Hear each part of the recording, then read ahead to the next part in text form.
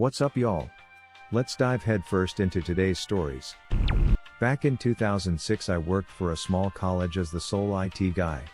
The Christmas party was coming up and I was pretty excited because I've always loved the culture of these things and was amped to go. The thing I didn't realize was that they wanted me to set everything up and maintain it while the party was going on. Essentially telling me I was working for free.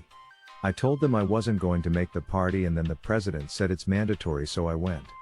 I clocked in and had a blast. Probably the easiest 5 hours of odd I've ever earned. Afterwards the comptroller noticed the odd and was ready to write me up before I told him what the president said, that it was mandatory and I was going to be working the entire time, didn't drink, wasn't an open bar anyway. He kind of laughed and said, well, it's mandatory so we have to pay you. I was once a taxi dispatcher.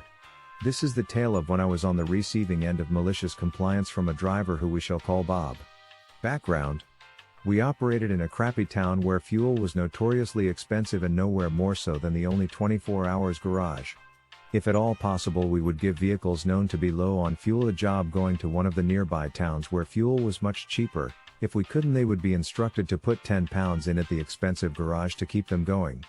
Drivers were told to tell us when they were low, on the red basically, and to remind us again when the light came on. So enter Bob, who shouts to tell me he needs fuel. I put an F next to his call sign on the book to remind me he needs fuel. Sometime later he says his light is on. Tell him the best I can do is get him near the 24 hours garage and give him a job to that side of town. He shouts me and says he's vacant and should he go and put fuel in? No, Bob.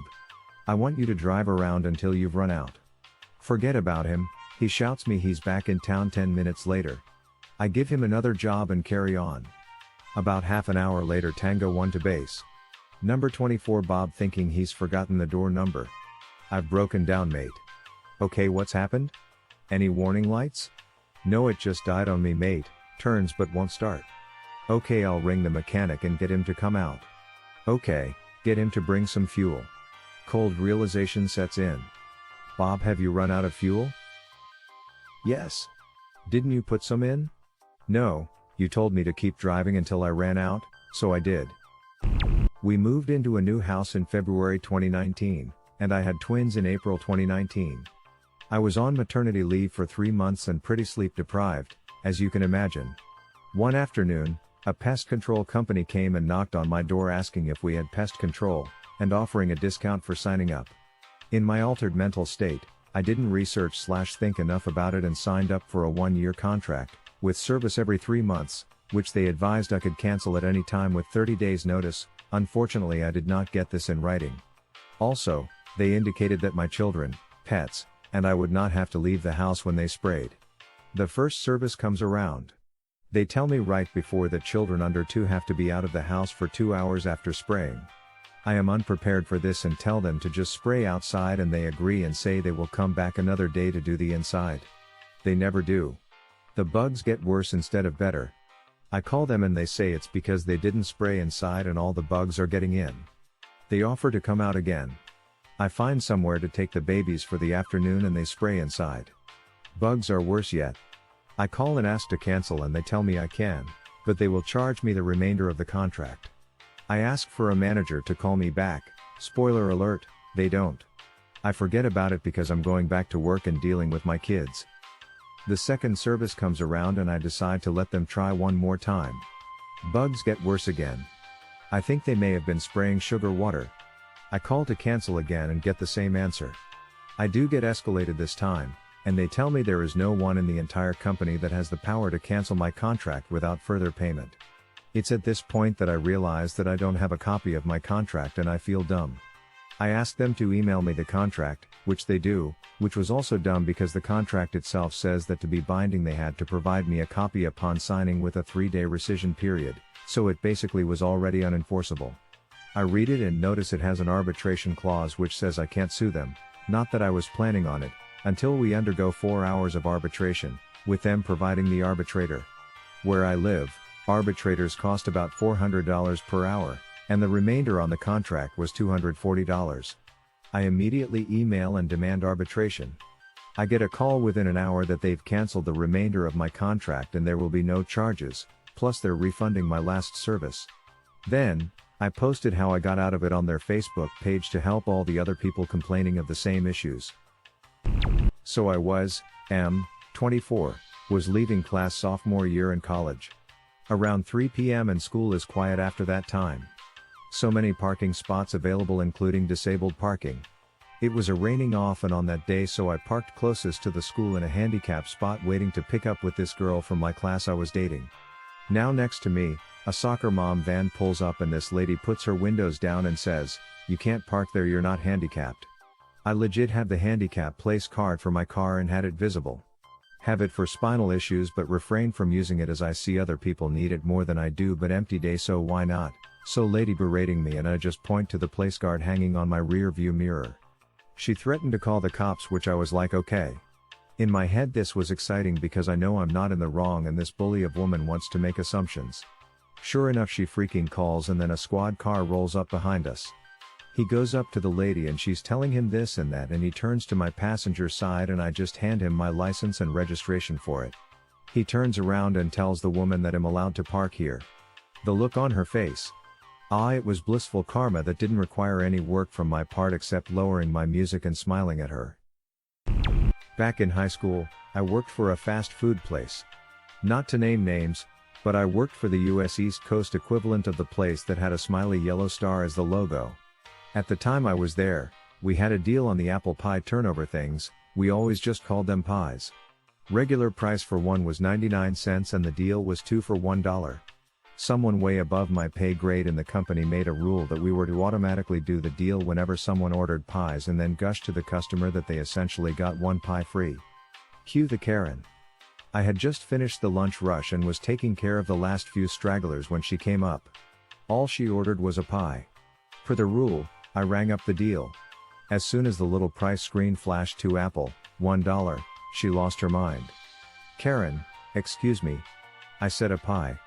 Me, "Well, ma'am, we have a deal where you get 2 for $1 and cents. Karen, no. No, no, no. I said 1. You are trying to steal from me. Me, not at all, ma'am. The pies are regular price 99 cents, and the deal is $1 so you get a pie for free. Karen, hell no. You just said they're 99 cents. You're trying to steal from me. Some people don't have a penny more to spend and you are trying to rip them off. Me, but ma'am, after tax it. Karen, you are a liar and a thief. Where is your manager?"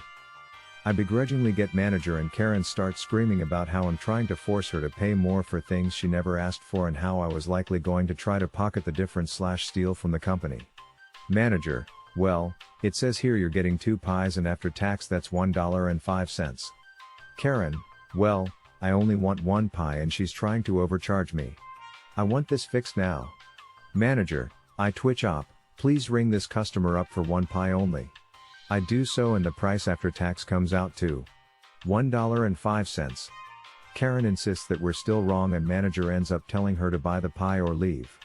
Karen tries to demand the 2 pie deal and manager sticks to, "Well, you demanded me up here insisting you only want 1, so either pay or leave." Between freshman and sophomore year in college I worked at a scaffolding factory for my summer break. When I hired on I got $7/hour, with an agreement that if I worked hard and demonstrated my worth, I would get a raise to $8.50/hour after 1 month. So I worked ridiculously hard for that first month. I took over running the assembly/packaging department and figured out a way to increase output of the factory by 30% plus, which was limited by the footprint and productivity of my department, with no additional cost. We cut our backlog significantly, which also helped increase sales, because our competitors has much longer delivery times. The changes weren't rocket science, but the general manager, GM, was too lazy to take the time to understand how I did it. 1 month in, I present my case and ask for a raise. I was denied, despite never being laid an acknowledgement that I worked hard and increased output and sales. During the ensuing argument, the GM told me, "I don't pay you to think." I immediately walked out. The next morning the GM tried to hand off the orders to be filled for the day, but I refused and told him he had to tell me exactly what to do.